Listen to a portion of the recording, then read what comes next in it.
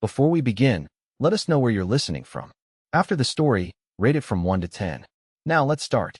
Vienna, 1898. Princess Penelope Volkov stood at the window of her gilded cage, watching snowflakes dance in the lamplight. The Austro-Hungarian winter had settled over the imperial capital like a heavy cloak, but the chill in her bones came from within. 3 months since she had arrived as the Russian ambassador's daughter. 3 months since she had met Emperor Maximilian Habsburg at a state ball. 3 months since her life had taken a turn she could never have anticipated. "Another invitation from His Imperial Majesty," said her lady's maid, Helene, holding a cream-colored envelope bearing the double-headed eagle seal of the Habsburg dynasty. Penelope sighed. "Place it with the others. This makes 7 this week alone, Your Highness. I am aware of the count." Penelope turned from the window, her dark eyes reflecting nothing of the turmoil within. At 22, she possessed the composure expected of a diplomat's daughter, the quiet dignity inherited from generations of Russian aristocracy. "Please inform the imperial messenger that I am indisposed." When the maid departed, Penelope withdrew from her escritoire a small silver key, unlocking the hidden compartment that contained her most precious possession, letters from Captain Michael Howard, the British military attaché, with whom she had fallen desperately in love during the summer diplomatic season in St. Petersburg. "My dearest Penelope," his latest letter began, "the mission to Budapest continues, though my thoughts remain in Vienna with you. Our separation grows more unbearable with each passing day." She pressed the paper to her lips, inhaling the faint scent of tobacco and pine that seemed to cling to his correspondence. Michael had captured her heart with his quiet intelligence and principled nature, so different from the calculating courtiers she had known all her life. They had pledged themselves to one another in the hushed corners of embassy gardens, planning a future together once his diplomatic assignment concluded. But that was before Emperor Maximilian had noticed her. The 30-year-old emperor had assumed the throne just 2 years prior, following his father's unexpected death. Unmarried and reportedly uninterested in the typical marriage alliances that characterized royal unions, he had shocked the court by his sudden, intense interest in the Russian ambassador's daughter. A knock at her door startled her from her reverie. Her father, Ambassador Nikolai Volkov, entered without waiting for her response. "Penelope, we must speak." His gray-streaked beard and stern expression conveyed the gravity of the situation before he even continued. "His Imperial Majesty has requested a private audience with you tomorrow. I shall decline, as I have his other invitations." Her father's weathered face tightened. "This is not an invitation that can be declined. The Emperor of Austria-Hungary does not make requests that permit refusal." "Father, Penelope." His voice softened as he crossed the room to take her hands. "I understand your heart is elsewhere, but you must understand the delicate position we occupy. Relations between our nations are fragile. The Tsar himself has written to me about the Emperor's interest in you." Penelope felt her throat constrict. The Tsar knows. Of course he knows. Nothing happens in European courts without his knowledge. Ambassador Volkov released her hands to pace the room. "It is not merely your happiness at stake, my child. It is the peace between empires." That night, sleep eluded her. The weight of imperial ambitions pressed upon her chest more heavily than any corset. She thought of Michael, of his gentle hands and earnest promises. The future they had whispered about seemed to fade like morning mist under the harsh sun of political reality. The following day, dressed in a gown of midnight blue that complemented her pale complexion, Penelope was escorted through the labyrinthine corridors of the Hofburg Palace. The grandeur of Habsburg power surrounded her. Tapestries depicting victories long past, portraits of stern-faced monarchs who had shaped the destiny of Europe, gleaming marble floors that had borne the weight of kings and queens for centuries. Emperor Maximilian awaited her not in the formal audience chamber as protocol would dictate, but in the imperial library, a vast room lined with leather-bound volumes reaching toward ornately painted ceilings. He stood by a window, his tall figure silhouetted against the winter light, and turned at the sound of her entrance. "Princess Volkov." His voice was softer than she expected, his German tinged with the distinctive Habsburg accent. "Thank you for accepting my invitation." She curtsied deeply, as etiquette demanded. "Your Imperial Majesty honors me." When she rose, she found him studying her with intense blue eyes. Emperor Maximilian was not what courtiers would call handsome in the classical sense. His jawline was too pronounced, his nose bearing the distinctive Habsburg prominence. Yet there was a quiet strength in his features, an intelligence that belied the usual assumptions about hereditary monarchs. "Please." He gestured to a pair of chairs positioned near a chess table by the fire. "I thought we might speak without the usual entourage of courtiers and ministers." Penelope seated herself cautiously, maintaining perfect posture as she had been taught since childhood. "It is irregular, Your Majesty, as is my interest in you, or so I'm told." A hint of a smile crossed his face. "My advisors remind me daily that an emperor should seek a marriage alliance with one of the German principalities, or perhaps with Spain. Political considerations above all else." She said nothing, her hands folded in her lap. "Yet here we are." He moved a chess piece absently. "I have observed you these past months, Princess. You maintain a careful distance from court intrigues. You speak 4 languages flawlessly. You read philosophy when others read fashion journals. And you have consistently refused my invitations. I meant no offense, Your Majesty." "No offense taken. Rather, I find your reluctance refreshing." He leaned forward slightly. "Tell me, is there a reason for your hesitation? Beyond the obvious impropriety of an emperor pursuing a diplomat's daughter." The direct question caught her off guard. Courtly conversation typically involved layers of meaning, words carefully chosen to reveal nothing while suggesting everything. This bluntness was unexpected. "Your Majesty, She paused, weighing her response carefully. "I am honored by your attention, but I do not seek it. Because your heart lies elsewhere." Her eyes widened fractionally, the only betrayal of her composure. "I do not understand, Your Majesty." "Captain Howard is well regarded in military circles," the Emperor said calmly, moving another chess piece. "British, educated at Oxford, distinguished service in India. Currently attached to the embassy here in Vienna. An excellent horseman, by all accounts." Ice spread through Penelope's veins. "Your Majesty is well informed. An emperor must be." His expression remained unreadable. "I am not angry, Princess Volkov, nor will there be consequences for Captain Howard.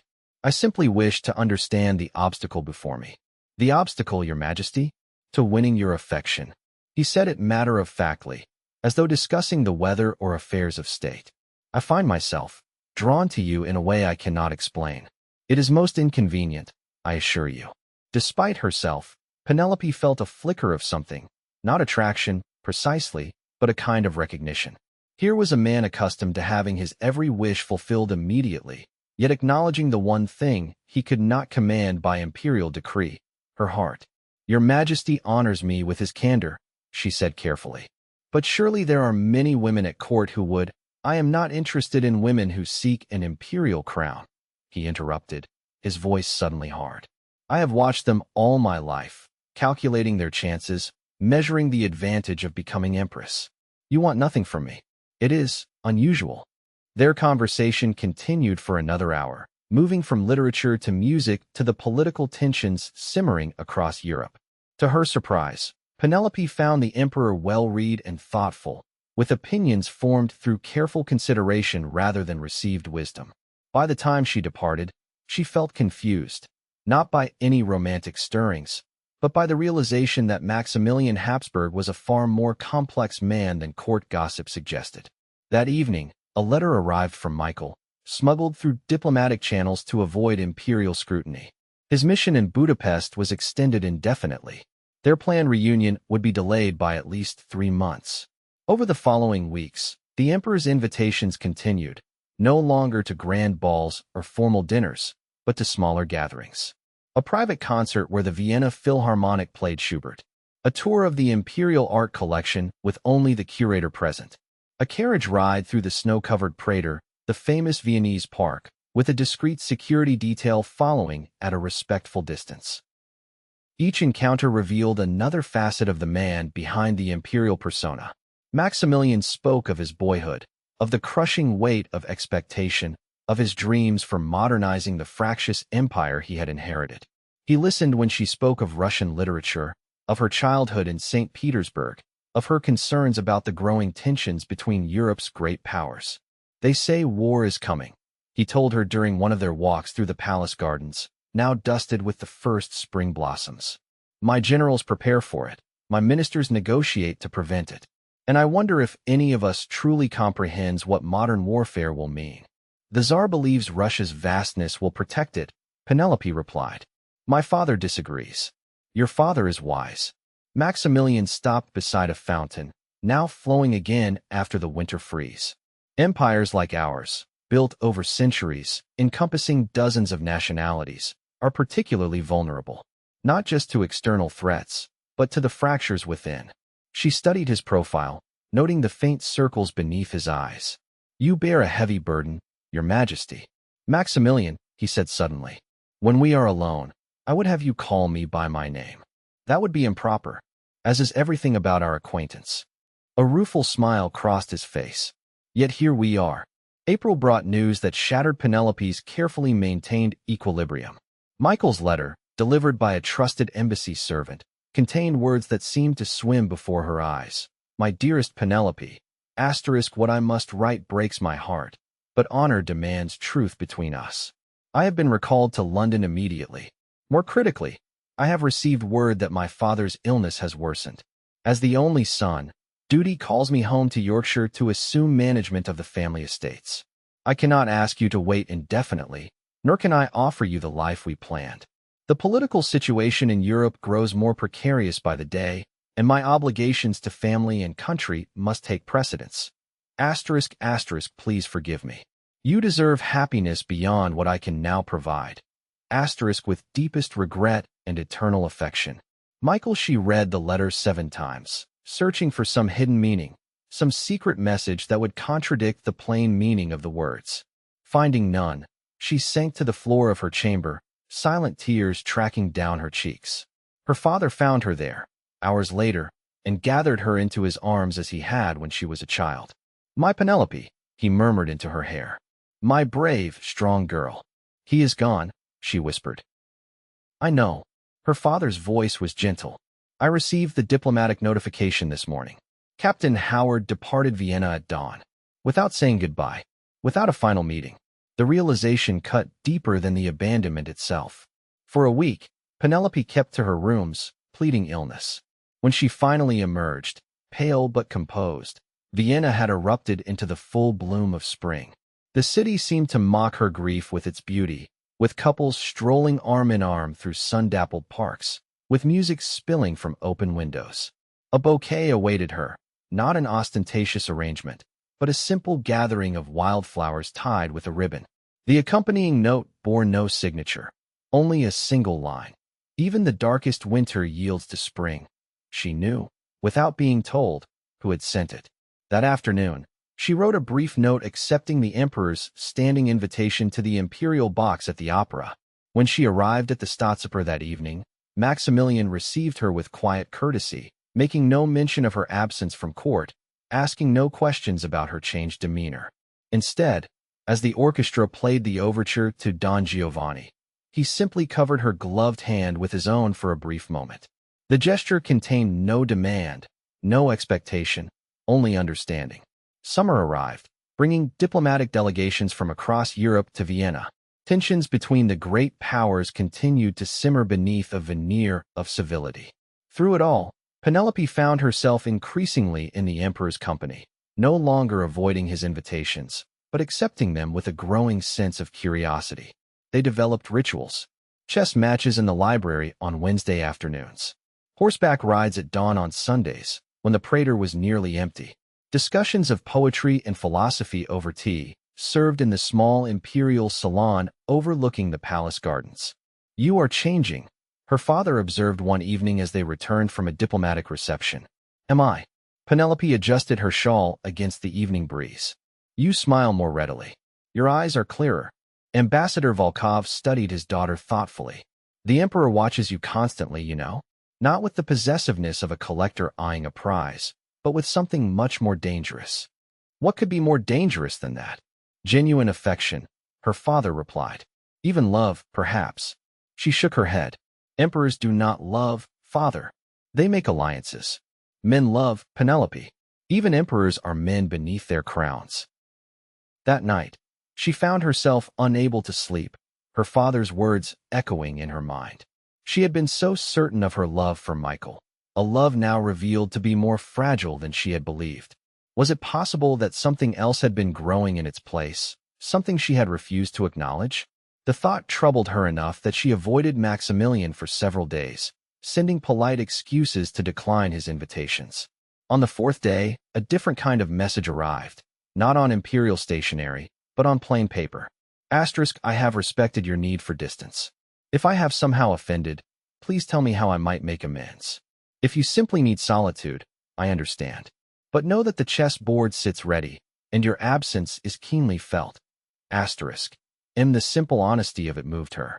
The following afternoon found her in the imperial library, seated across the chessboard from him. Neither mentioned her absence. Check, she said, moving her bishop. Maximilian studied the board with a furrowed brow. You've improved considerably. I had an excellent teacher. Flattery will not save you from defeat. He countered, moving his knight to block her attack. Though I admit I find it pleasing nonetheless. Penelope smiled despite herself. Is the Emperor of Austria-Hungary admitting to vanity? The Emperor of Austria-Hungary is admitting to being human. His blue eyes met hers across the board. Something it seems I must frequently remind myself around you. The air between them changed, charged with unspoken meaning. Penelope looked down at the chess pieces, her heart suddenly racing. Your move, princess, he said softly. She understood he was not referring to the game. Autumn painted Vienna in russet and gold. Diplomatic dispatches from St. Petersburg indicated that Penelope and her father would soon be recalled home, the ambassador's posting coming to its natural conclusion after 3 years. The news should have brought relief.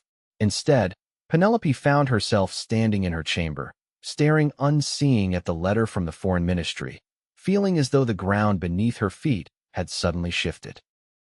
That evening, at a concert in the Musikverein, she found herself seated beside Maximilian in the imperial box. As the orchestra played Beethoven's Seventh Symphony, she was acutely aware of his presence beside her, the subtle scent of his cologne, the steady rhythm of his breathing, the occasional brush of his sleeve against hers when he turned a page in the program. During the intermission, he turned to her. Walk with me. They strolled the grand corridor, trailed at a discreet distance by security personnel.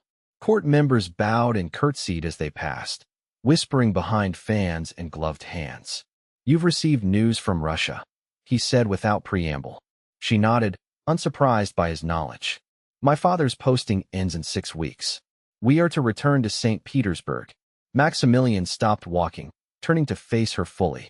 Around them, courtiers pretended not to watch while observing their every move. And if I asked you to stay? The question hung in the air between them. Penelope felt dizzy suddenly, as though standing at a great height. Your Majesty, Maximilian, he corrected quietly. Please, Maximilian. His name felt foreign on her tongue, intimate in a way that made her cheeks warm. What exactly are you asking? I think you know. His eyes never left hers. I have not spoken before now because I needed, to be certain that what I feel is not merely infatuation or the thrill of pursuing what seems unattainable. Around them, the bell chimed to signal the end of intermission. Neither moved. And are you certain? She whispered. Completely. He took a breath. I love you, Penelope Volkov. Not for political advantage or dynastic considerations. I love your mind, your spirit, your steadfastness. I love the way you challenge me without fear, the way you see me as a man rather than a crown. The corridor had emptied.